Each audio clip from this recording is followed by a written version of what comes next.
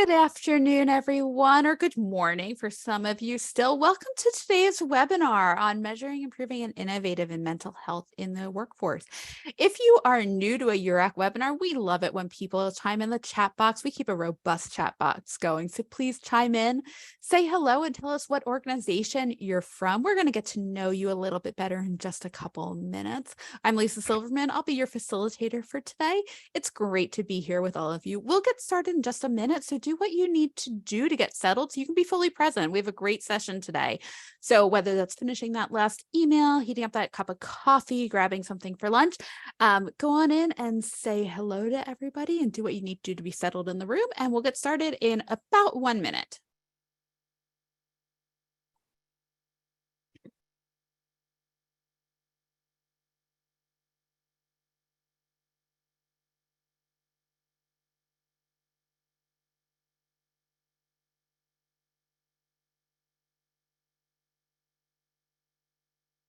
And again, if you are just joining us for today's webinar, come on in, say hi to us in the chat box. I know for some of you, you're finishing lunch or you're getting started with lunch. We'll give it one more quick minute to get some more people in the room. Tell us who you are and where you're from. We know that we have a bunch of different people from several different industries here, so we love knowing who's in the room.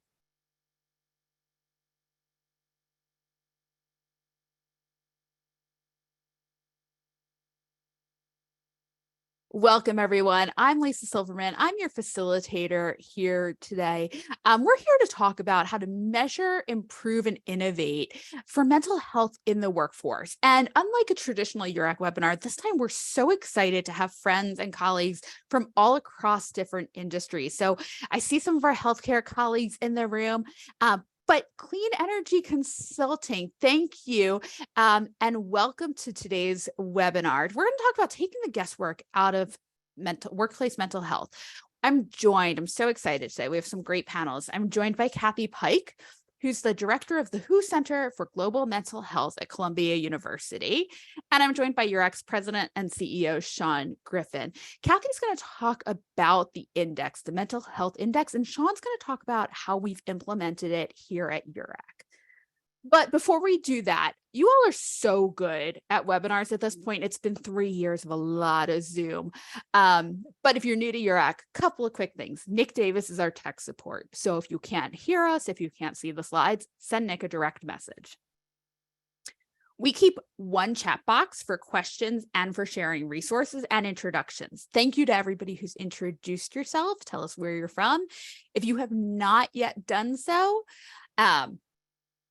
please say hello, tell us where you're from, and then we're going to share some resources throughout the webinar in the chat box. So please make sure you keep your eye on there. At any given point, you can ask questions. Our presenters know that I'll interrupt them. They're comfortable with it. They're great about it. But before we get into that, we need to know who you are. So I've got 2 questions for you here.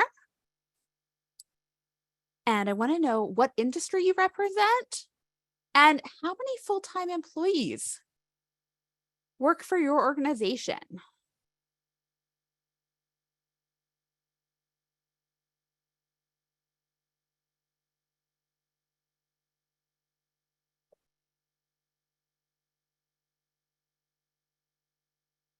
If people, I've got 16 people. Can I get up to 18 people responding?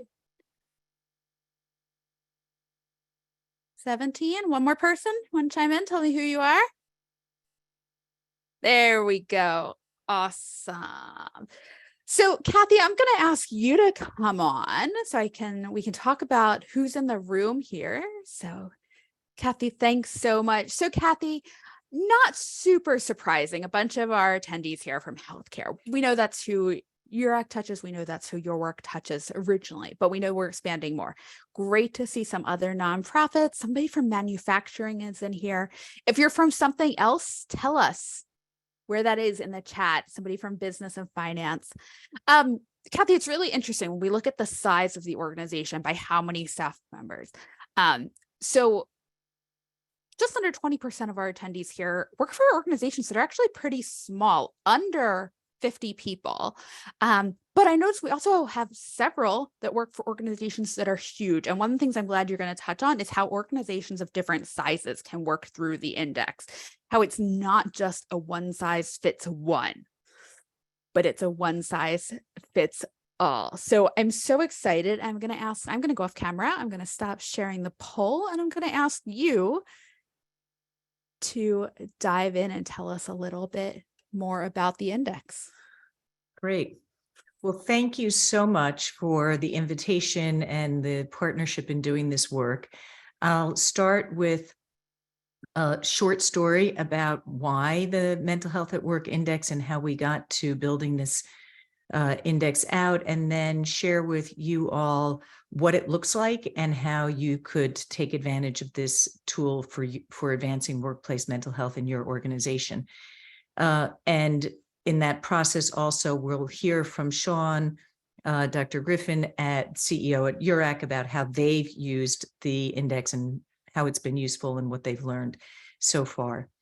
So by way of story, we got to the point of building this Mental Health at Work Index in the context of the last number of years, where I was increasingly being invited by decision makers, organizational leaders, to come talk to their organization about mental health at work. They were feeling increasing pressure to do something about addressing the mental health at work issues that employees were reporting at an increased rate.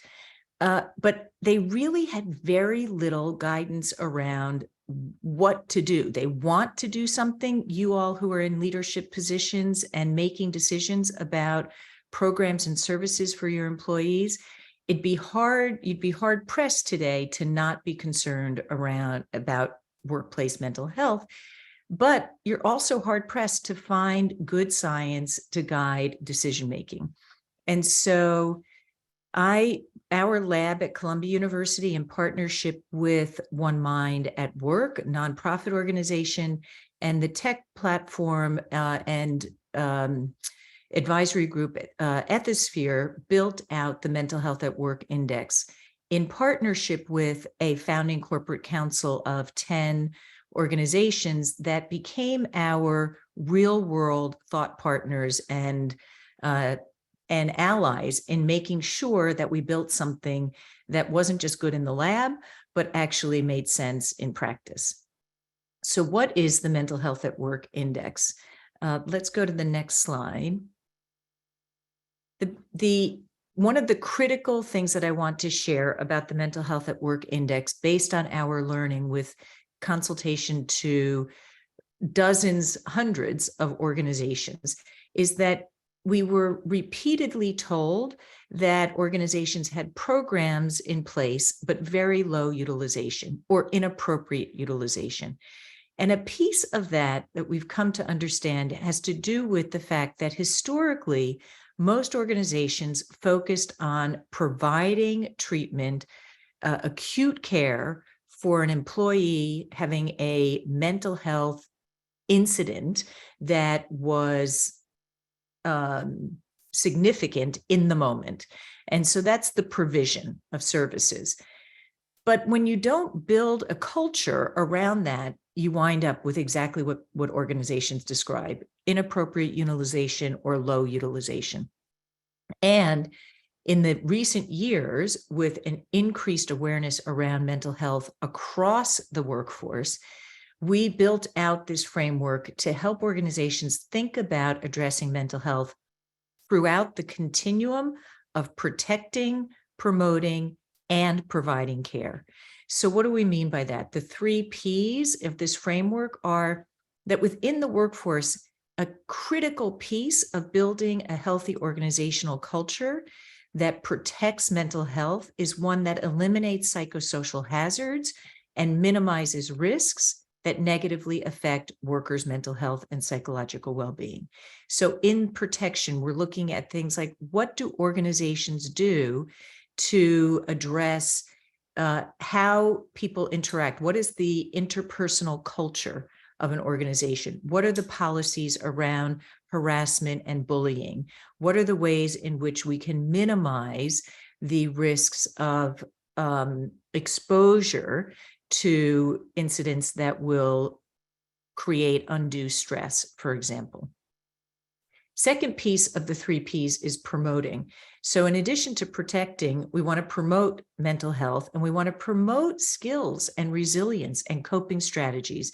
And we want to promote the positive aspects of work, as well as workers' strengths and positive qualities and capabilities.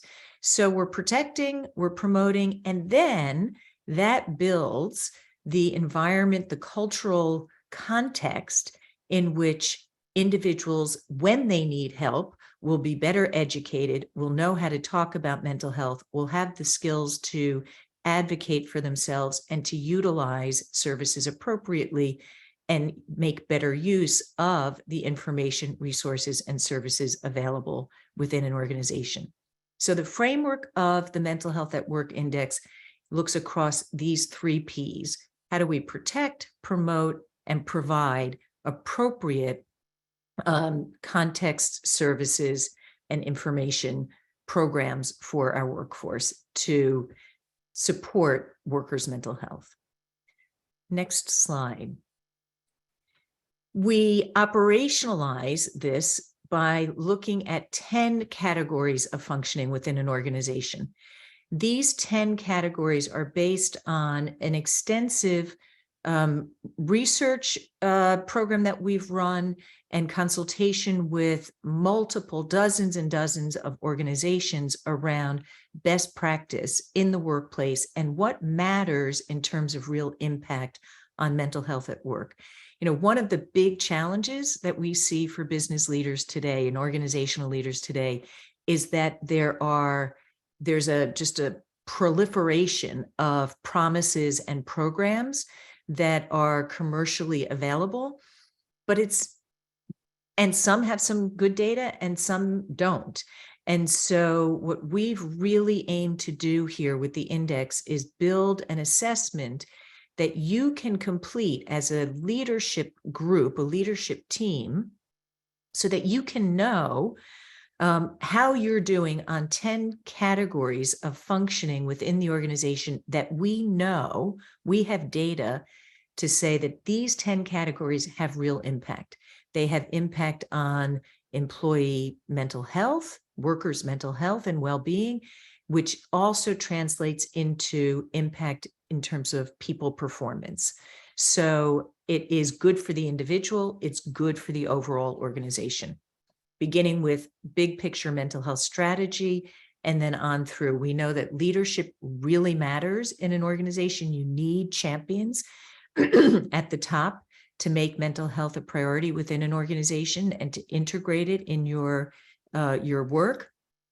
We also need the workforce, the broader workforce, to be involved and engaged in thinking about what the needs are and how programs and services will be developed and disseminated and evaluated.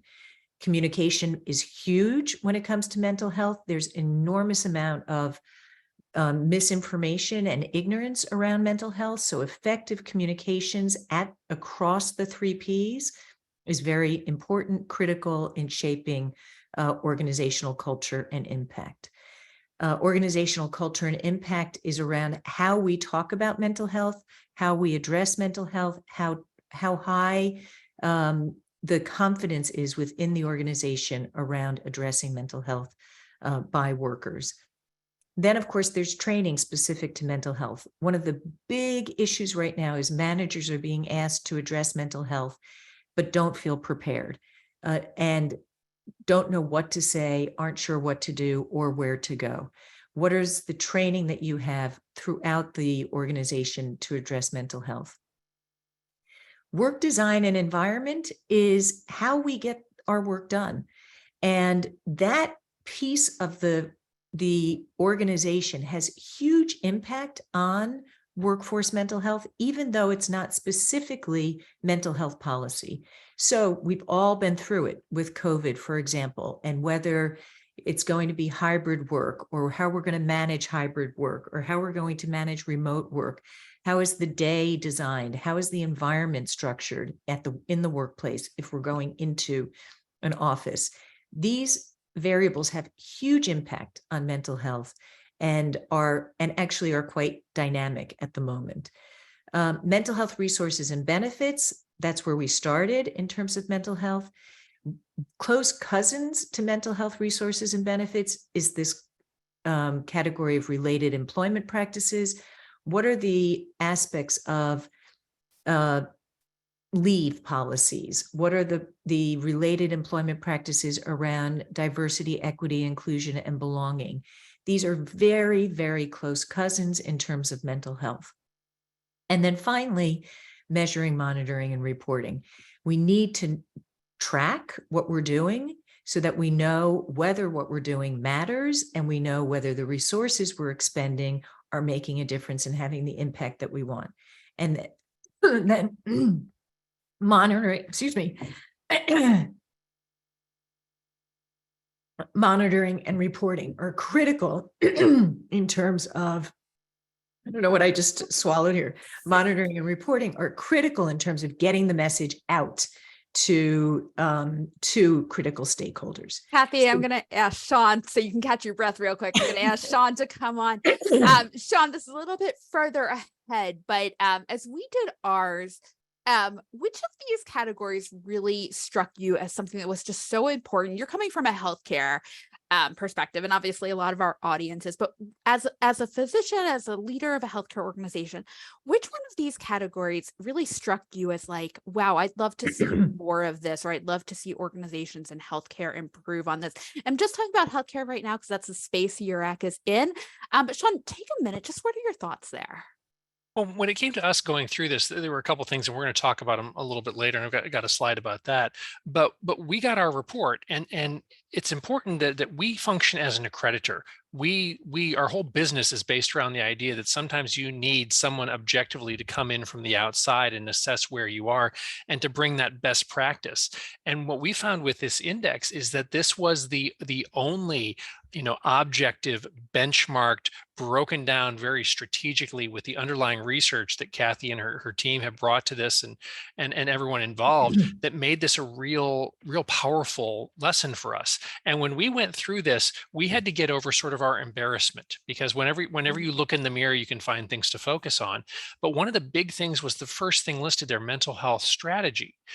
We actually did really good down the line in the benefits and those sort of aspects, but having an articulated mental health strategy was something that we had never done as an organization. We had sort of our operating where we sort of valued it, and we talked about valuing people, but articulating a mental health strategy was one of the things that we were missing. We also had some communications, but because we didn't have a strategy, we didn't have the tactics that flowed through our communication and did that. And so I would say that those were some of the big early learnings. There's some other areas that we didn't score the best in, and I'll talk about those a little bit later. The fact that Kathy touched upon managers who are being expected to provide support but aren't trained on how to provide support was a gap that we had been missing in ours. So I think those were some of the big takeaways. But I think Kathy's recovered now, and we can probably turn it back over to her at this point. I think I swallowed a bug. You and Taylor Swift, you just have so much in common. Kathy, I'm going to move you on to the next slide. Sean, thanks for jumping in there real quick. Thank you. Thanks, Sean. And that really puts some color on the framework. What I'm going to share here is I'm going to walk you through how do you actually get the information? How did Sean and his team at URAC do this? And what does it mean for an organization to be engaged in gathering this information and deciding to measure, innovate, and improve in terms of workplace mental health? The first thing I want to say, to be really clear, is that this is not an employee survey. You are not sending this out to all of your employees or all of your workers. This is a tool for leadership to get a handle on what are you doing, what matters in your organization, what are your strengths, what are your areas for growth, and how do you then improve? So it's not just about assessment, but it's also about providing for you guidance that helps you prioritize where you're going to innovate, where you're going to improve. So it starts with this self-assessment. You decide as an organization, that you want to get a handle on where you are in terms of your mental health at work programs and services and efforts, and you complete this online self-assessment. You complete it as a team. Ideally, you'll put together a small team. It could be just 1 or 2 people who do it, but most organizations put together a team of 4 to 6, 4 to 8 people who have knowledge of the organization, of different aspects of the organization. Maybe someone who's in charge of benefits, someone who's in charge of strategy, someone who leads communications, and complete the assessment together. If people have pre-read the assessment questions, as a team, you can complete the assessment together in a 90-minute, 2-hour block of time. As soon as you complete the assessment, you submit, and you get an automated report. You get 2 automated reports that come back to you within a few minutes that provide your scores by item, by category, and then an overall score. Scores range from 0 to 5 on the item, on the category, and total. In addition to your score, you get some reference scores that are really important. The benchmark scores include the score of all of the other organizations that have completed the assessment to date. So you have a benchmark of other organizations that tells you how do you compare to peers. When the database grows larger, we'll be able to segment that. So we'll do one around industry, region, and size. Right now, all comers are in that benchmark. You also have a target score as a point of reference. What is the score that we've set as the score that ranks that measures a good, mature program in this category? And then lastly, you get a minimum score, what we call a red flag score.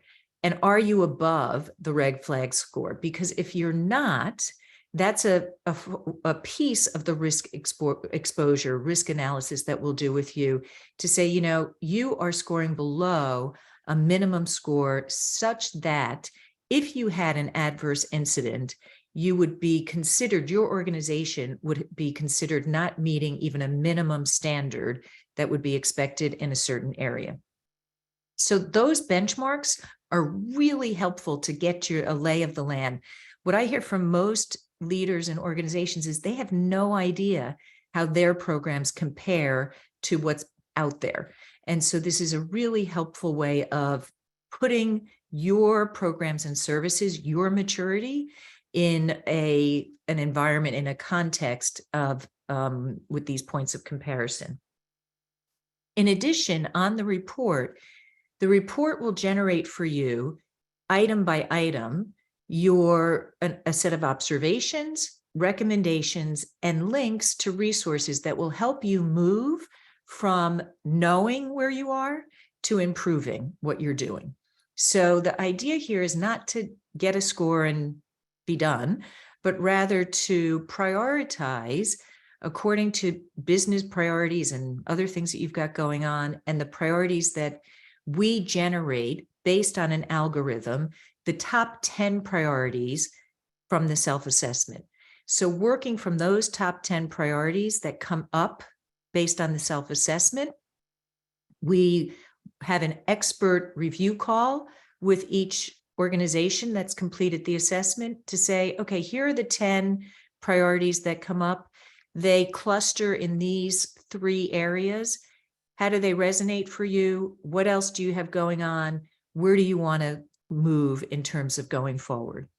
You then have access to an online advice library and a resource hub that will help you move into action. In addition to the core questions of the assessment, we have 12 key business performance indicators. We actually are calling people performance indicators. These are areas that we know are impacted by mental health. So these 12 performance indicators include things like data from your employee survey on level of employee stress, voluntary turnover rates, likely to recommend the organization as a place to work. And we've and disability claims data. We've organized these 12 questions in a way that you can answer, so that over time you can correlate the improvements that you make in your mental health at work efforts with significant improvements in terms of your performance indicators. And all of that happens in this context of the expert consultation. We can, in the first round, we can then additionally support you in actually building out the priority action roadmap and supporting your efforts to achieve 1 or 2 priorities in the 6 to 12 months following the assessment. But you can also take all of this information and run with it on your own, completely up to you. So, and once you've completed this assessment, you really then become part of an ecosystem where we're able to share with everyone who's completed the assessments, quarterly insights from the database. As I said, the index generates quantifiable insights for you around giving you your maturity score, this green square, the target score of what good looks like. We don't expect organizations to be, as I said, the scale is 0 to 5. We don't expect organizations to be at a 5 on every category. And in fact, a mature program, the maturity is set around a little bit below or a tiny bit above 4 for most of the categories. 5 is exemplary. It's more than you need, but it may be that for certain organizations, there are certain areas where you really want to put a stake in the ground and be an industry leader.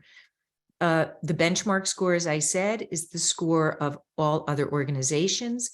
This benchmark score is just a placeholder. I can tell you that currently the benchmark is significantly lower than that for all organizations. And then the red flag score is the risk assessment. So you get a lot of information that we then curate with you and help make sense of, so that you can really move from knowing to doing and improving. And that's the essence of the index. So Kathy, we're gonna you, talk about this more later. But first of all, I want to remind the audience now is a great time to put questions into the chat so Kathy and Sean can look at them. But I think just keep in mind, this is, like Sean said, it's a learning and growth experience. It's not a good, bad. It's a how do we get better for everybody at our organizations, and really sort of everybody at any place. Whether I've worked in a distribution center, I've worked for nonprofits, I've had some retail experience as a kid. Like, how do we make that experience better? Whether it's your first job, your last job, any of that. And I think this really is about caring for the workforce. Kathy, you have just a minute on some early insights, and then we're actually going to ask our audience how they're doing. We're going to give them some sample questions to try to answer. Okay. So thanks, Lisa. A couple of things. I'm glad you mentioned the earlier on about size of organization. One of the assumptions that people make is that if we're a small organization, we're not going to score very high, or if we're a large organization, we have all these resources, we are going to score high. I can tell you that's not the case, that all organizations that have completed the assessment to date show strengths in certain categories and show real opportunities for growth in other categories. And if we take a step back, it's absolutely the case that smaller organizations may have fewer people responsible for training, may not even have a department for training, but because they're smaller, they're able to do other things that a large organization isn't. So it's really about getting to know your organization. And the assessment, the other thing that you said, Lisa, that I think is really important is that this is not a summative assessment. You're not going to get a gold star at the end, or pass or fail. This assessment is really intended to provide science, an easy way for decision makers to make strategic, evidence-informed decisions around what you're doing in your organization, so that, like one business leader said to me, he just feels like he's throwing spaghetti against the wall at the moment because he doesn't know what's going to make a difference. They don't have measurement in place. They don't have a strategy. So this is about deciding that mental health matters in our organization. We're going to be strategic and evidence-based around building our programs, and we're going to use this information to guide our decision-making. And it's really intended for insights.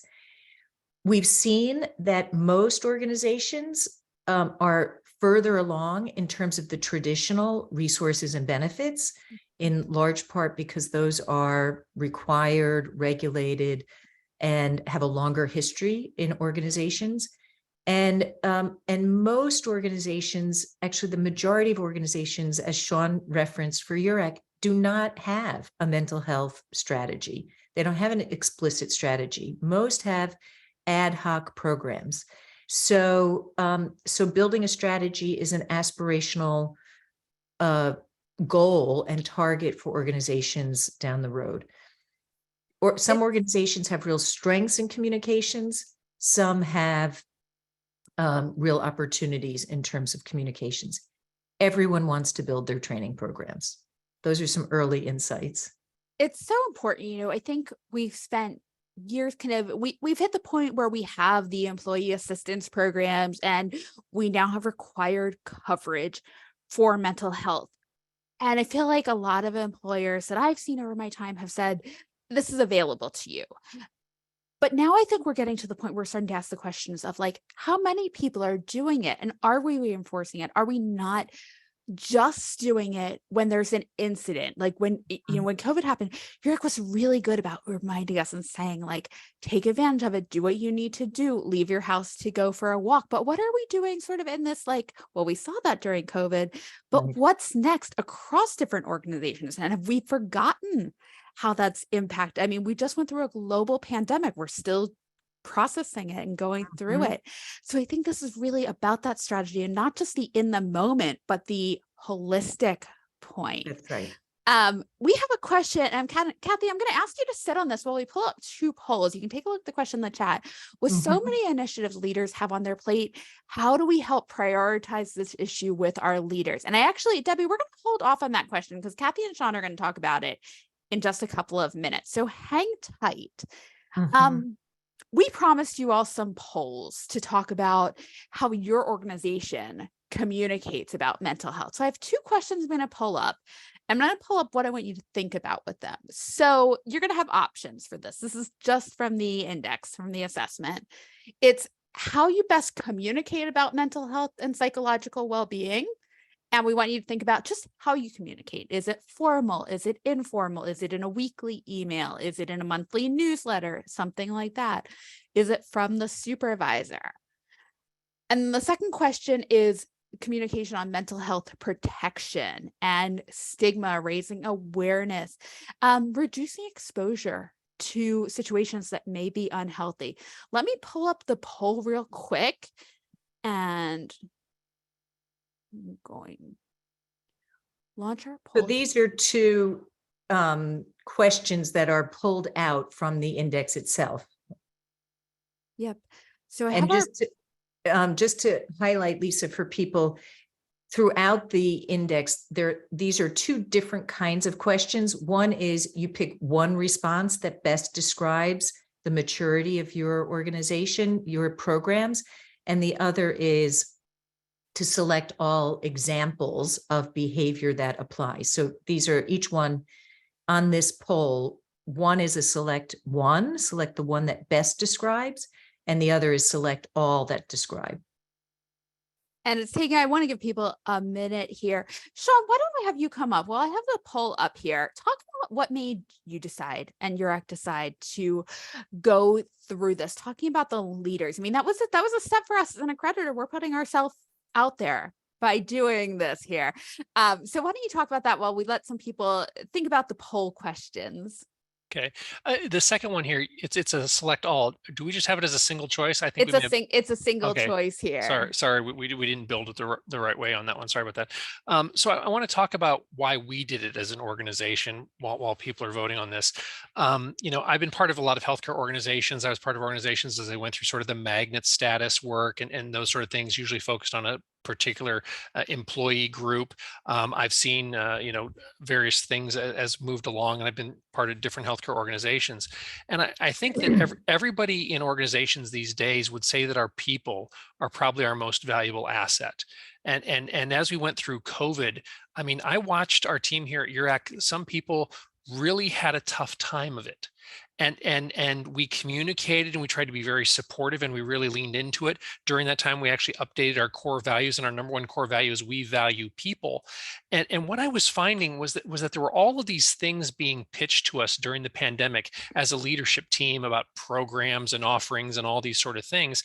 But we really felt that taking care of our people was too important to leave up to just our hunches or our vendors' pitches, because you're always going to hear, your vendors are going to say, well, this thing will do this magic trick and all these sort of things, or you hear from your friends in the industry about what they're doing and that sort of stuff. And this was really the first time where we saw this objective, built out 10 parts, 3 different areas and scores, and you could benchmark and you'd have these insights and the access to all this information. And we just found this to be incredibly valuable, because our most valuable asset is our people. And we were doing a great job of designing our benefits, but were we supporting it in our communications? Were we supporting it in our workplaces?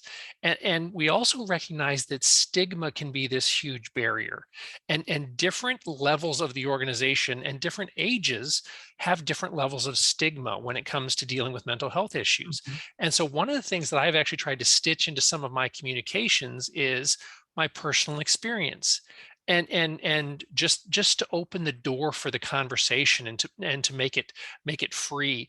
I have personal experience within my family with anxiety, with depression, with alcoholism, with suicide. And simply talking about those things as a leader can often free up other people to be able to share their examples. Or maybe they come up to you and they say, I've really been having a problem with this. So we can encourage people to unplug and to take care of themselves, and there are these benefits, and we can have that in our weekly newsletter. But a conversation and openness and training and explicitly stating strategies and those sort of things are best practices. And this framework really opened it up for us to move into that and to take the lead on doing it. And I do not know of any other opportunity, any other organization, anybody else who has put it together as well as this index puts it together. And that's why we wanted to promote this. We will continue to promote this. We are not just in the kitchen, we're also eating the cooking when it comes to this one. And I see we've got the poll up. Lisa, do you want to talk about the poll results? Or Yeah, so we have this here. So we're seeing, and I realize a lot of our attendees may not actually know the answers to these questions. I'm not sure I would know. I'd probably do my best at surmising, but would I want to say so on a webinar? I don't know. So those of you who are in the I don't know camp, we welcome that. That is totally fine. It seems like what we're seeing is a lot of organizations don't have a formal communications plan, which we know. And when it comes to protections, it seems that they're management specific communications, but maybe not quite organization wide. So Kathy, thank you for answering that here. Sean, I think we have a couple of minutes just for you to share a little bit more about our experience at URAC doing the index. Yeah, so as I said, this was something that I actually brought the exposure to the index into our organization. And so when it came time for us to do it, we got together a team. It was about 4 or 5 different people from across the organization. We had HR, we had some other people involved and all that sort of stuff. And what we did is we said, we're going to walk through this. And it took us, we were one of the early adopters. And some of this is, well, nobody's ever asked us that question before. Do we have that? And we had to do some background hunting and those sort of things. things. It probably took us about 2 90-minute sessions to sort of, put together the work and to put in the answers. And even the discussion about what is our answer to question 4 was informative for us as an organization, because we're sitting there and we're like, we're talking about this benefit, and they ask us a question about benefits, and we're like, well, we don't have that benefit. And HR goes, yeah, we do. I mean, we've been paying for that for 4 years. And you're like, oh my gosh, I didn't even know that we had it. And I'm kind of supposed to know what's going on in the organization. And I think that the experience of going through this helped us as an organization to have those conversations. It then highlighted areas, and not just areas where we think it wasn't just a matter of here's your score, here's the ones you did lowest in, that's what you need to focus in, but having direction as to where you get the most bang for your buck. Like, don't start your communication plan if you haven't articulated your strategy, those sort of things. So it wasn't this sort of ready, fire, aim sort of approach to trying to fix things within the organization. It is very laid out. It is very structured. There is no shaming involved. This is stepping on the scale, seeing what shape you're in, but also not leaving you there. It's giving you the tools to move you to be a better organization, to better take care of your people. So if you're in a healthcare organization, imagine all the work that you did for magnet status for nursing. Why are you only doing that for nursing? Don't you want to do that for everybody, from the janitor to the CEO and all those sort of things? So how can you build a full spectrum of care for your employees so that they are at their best and you're caring for them at your best? And we're also looking at tying this to productivity and some of those measures so that the CFOs are happy with this, and things around absenteeism and presenteeism and use of resources. And maybe you've got 5 benefits that nobody has used for 3 years, but you think you're doing something. Do you need to keep those, or are there better choices? So again, I will circle back to, we really want to move this to where you're not just reliant upon your hunches or the last speaker that you heard at some conference, but you actually have objective, actionable, guided interventions to improve your workforce and their mental health status at work. And I think that, the research that Kathy and her team have done at Columbia, the information that we're sort of that the WHO has built upon, and those sort of guidance documents, those sort of things. This is an incredibly powerful thing for organizations to do.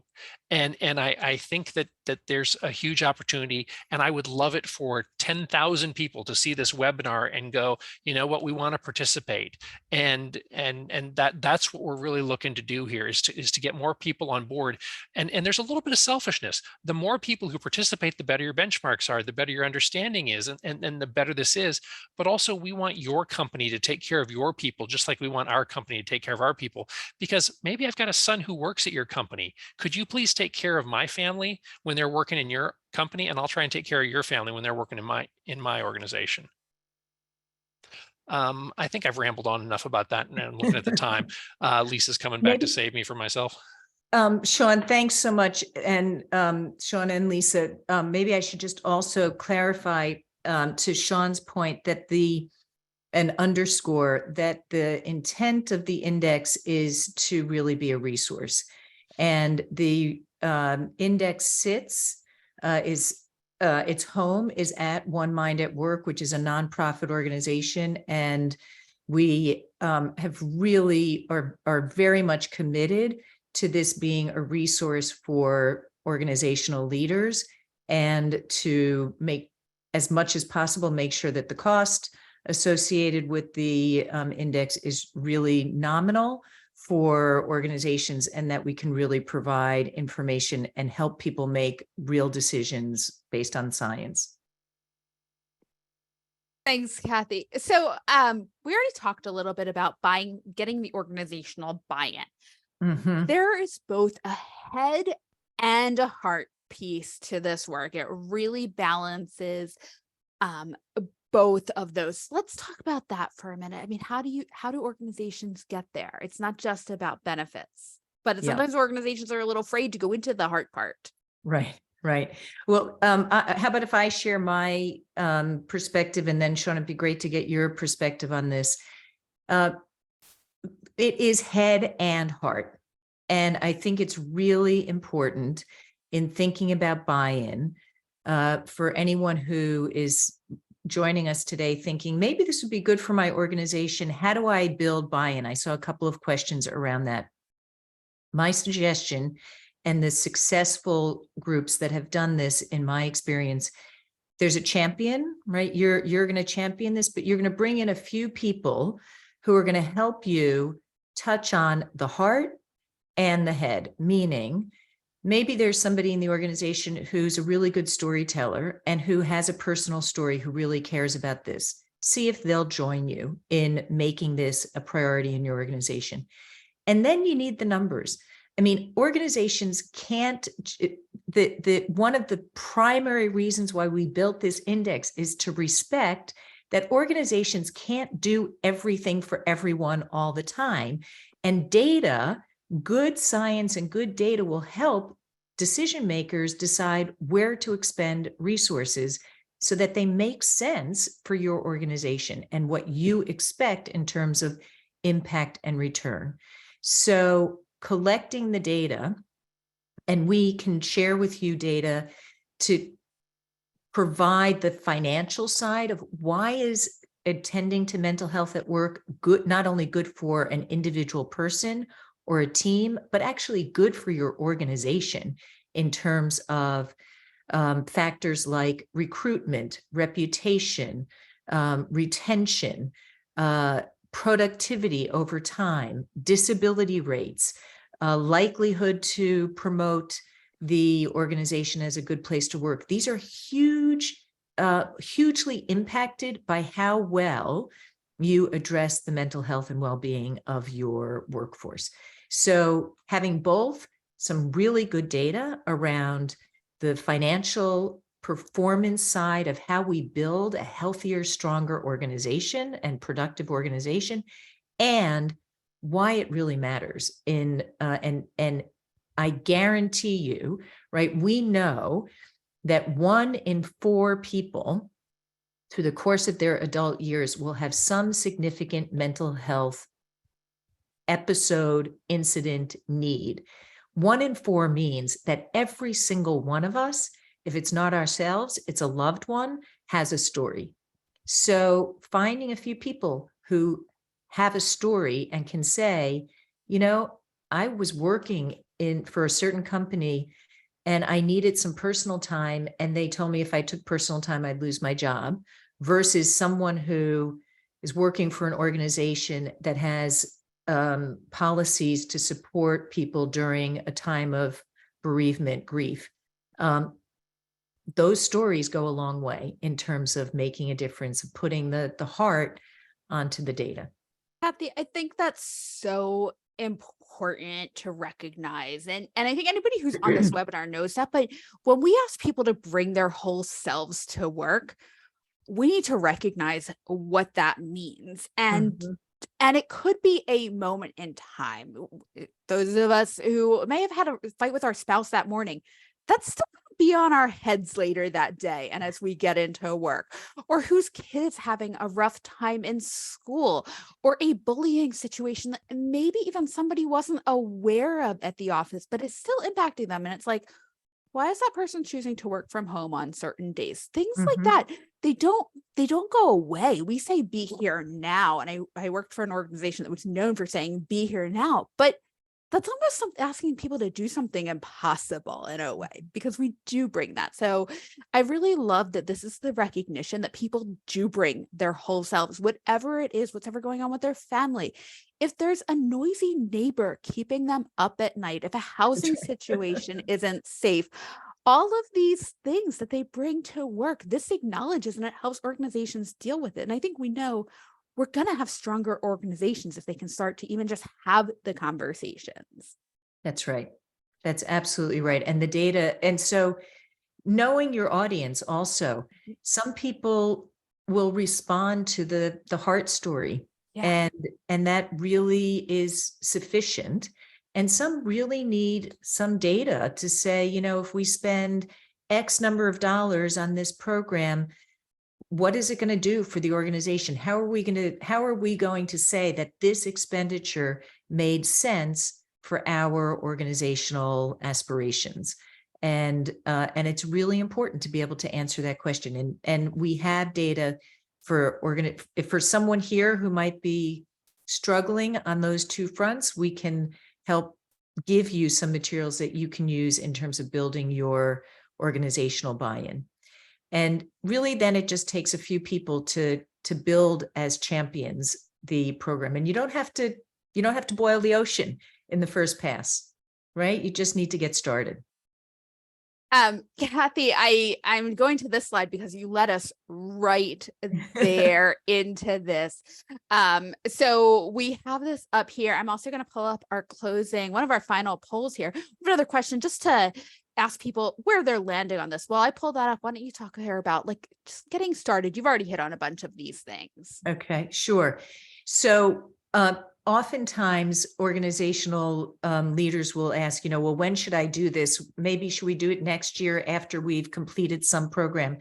And I suggest that you get started now, because in fact, within an organization, it's always great to demonstrate growth. So don't wait till the program's over. Get started now, get a measure of where you are now. And just completing the index, as Sean said, it's a real educational experience that will inform whatever it is you're doing right now. Who else do you need? As I said, usually the groups work with 2 to 6, 2 to 8. Sometimes one person will lead, but usually it's a few people who will lead and then a few people who will support the completion of the index. It's a great learning experience for the team that does it. And I recommend that you bring in the likely members of your team, like someone on HR, someone responsible for benefits, DEI, communications, wellness, training. But I also suggest if you have the capacity to bring in a few people who care about mental health because it matters to them personally, not because it's part of their job description. So maybe it's a line manager on a factory line, but she has some family history that makes mental health really matter to her. It's really important, really valuable voice to be part of that. And then you get started by simply going to the website, the completion of the index, access to the self-assessment, the reports, the expert review call, access to the resource hub cost $2,000. And Sean described, they did it in 2 90-minute sessions. Some groups do it in a 2-hour session or a 90-minute session, but somewhere in that window of time, it's no more than a few hours. And in partnership with URAC, there's a discount for anyone who's attended this workshop if they enroll by August 7th. Right? So happy to take any questions, Lisa, Sean. Maybe, Sean, you can add, you were a champion from the start, so there wasn't a lot of work on other members of the team to persuade you, but how did you build buy-in within your leadership team? Well, I think for us, we were still in the pandemic when this sort of came across my radar screen. And what I was seeing, I mean, I have a history as a chief medical information officer with technology, data, and all those sort of pieces. And so I was getting buffeted by the vendor of the week sort of coming into my email box with you need to do this thing and that sort of stuff. And we had a few listening sessions. And we also, honestly, we had one time where our employee satisfaction survey, some of the scores were not that good. And some of the comments were really specific about wanting to feel the support of the organization. So I felt like we could do better. And when I came across this, I knew some of the people involved, and it's a nonprofit. It's a good group of people. It's got good research underneath it. And so when I came back to the organization, I was talking about it, and almost everybody who has any interest in this area, the more they learn about what this is, the more interested they become. Mm-hmm. Because it is objective. It is, I mean, Kathy, you're not selling consulting services. This is not some trick where you're going to offer, telebehavioral health or something like that. And the fact that this is $2,000, which in most organizations is a reasonable sum to sort of pop up and do something like this to highlight some areas where you could do some work. And the fact that you can have a 25% discount because you happen to be here in this webinar, that's a pretty great deal. And that in itself, just having a discount, if you do this before August 7th, that can catalyze some of these organizations to say, oh, you're talking about less than $2,000 now to do something like this. Oh, go ahead. And that's a magazine subscription in the doctor's lounge or something like that. So I just think that sharing why this matters, understanding why this matters, the fact that this is different, that this is honest, it's open, it's benchmarked, it gives you learnings. I can feel bad about what we offer compared to some multinational, multi-billion-dollar organization, but to benchmark us to people like us and organizations like us is a huge insight that's well worth it. So I'm just very excited about this. You want to have people who know what's going on. I love, Kathy, that you talk about bringing in somebody who's an internal champion and those sort of things. But this is useful for the entire organization, no matter who does the work. You just want it to be accurate when you do the work. Right. And Exactly. Sean, that chimes into a question from Rebecca here of reminding her who participates in the assessment. I think that really depends on the size of the organization, the culture of the organization, human resources, probably, but maybe you have somebody, like Sean said, who has that experience. And it's not just limited to leaders of an organization necessarily. I could see an organization doing this where they say, you know what, we need a mixture of people all across Right. the spectrum, all levels, all ages. Maybe we do need, maybe there's that person who's not super high level, but is that executive assistant to somebody really important who has, like, we know that's the person who has all of the information across the organization. Maybe that person is really critical because they have their eye across so many things. But you do want to keep the group a little smaller. I mean, this needs to be less than 10 people probably work on this, no matter the size of the organization. Because once you start getting a big crowd, then scheduling before December is going to be tough and those sort of things. So really, it wants to meet you where you are with the people that you have who are passionate about this, but also who are informed enough. So you may have a question where you have to reach out to your HR person who understands the intricacies of your third level benefits or something like that. But then, I mean, also you probably need to have some financial information when it comes to productivity or absenteeism or those sort of things. So it's really picking and choosing, but having a core group who can grind this out, because this is filling out the paperwork so that you can get to the good stuff. Okay. So doing the assessment, if you're just doing the assessment to do the assessment, you never look at the results, don't waste your time, but do the assessment because you're going to find the changes that you can make that will make a difference and give you those early wins that are best for your people. Right. And just one last thing on that, and to your point, Lisa, the assessment itself, there's place for you to put notes and for you to put documents that you think are relevant as an organization. So one of the intentions also is for this platform to serve as a repository for you so that next year, a year from now, when you want to say, okay, let's measure how we've improved, you can go back in, it can be the same team, you can bring different people in that round. So it's meant to be, again, a resource for guided, informing decision-making for an organization so that really at the end of the day, right? Freud said there's nothing more than love and work, right? But work isn't working for a lot of people. So how do the people who are making decisions about workplace do a better job and make decisions in an informed way so that work really is working better for more people and we have more people flourishing in the workplace. Absolutely. I do want to point out something on this slide. At the bottom is Sarah Toll's email address at mentalhealthindex.org. Sarah is an incredible resource. She's a great person. She was brave enough to put her email address on here so that you can reach out to her with any and all questions. She's one of the core pieces of the group that's doing this work. So I just want to highlight that for anybody who missed something. And Lisa, what's the story about the deck and making The stuff deck available to is, people? we will make sure you're going to get an email with the recording and the deck that you can share with whoever at your organization needs it. Sean, I know you are generally pretty reachable. So if somebody needs to reach you, they can go through Sarah, who will get in touch with me, who will get in touch with you. We will make sure if there's, Sean, I know you're so bought into this. I know it's important to you to connect with other organizations. The more we improve care and emotional and mental well-being for people all across any workforce, the better we're going to be. So I'm volunteering you here to have those conversations with other leaders because I know you like them too. Yeah. So we'll provide that. Look for an email. Those of you who want info from us, yes, you will get that separately. Those of you who said wait it out till 2024, we hope you'll join us in 2024. And we hope you can get some of this information there. Kathy and Sean, we've got a full, robust, awesome, important hour. And thank you all so much for spending the time with us. Thank you, Thank guys. you. Thanks so much. Thanks, everyone. Thanks for joining us today.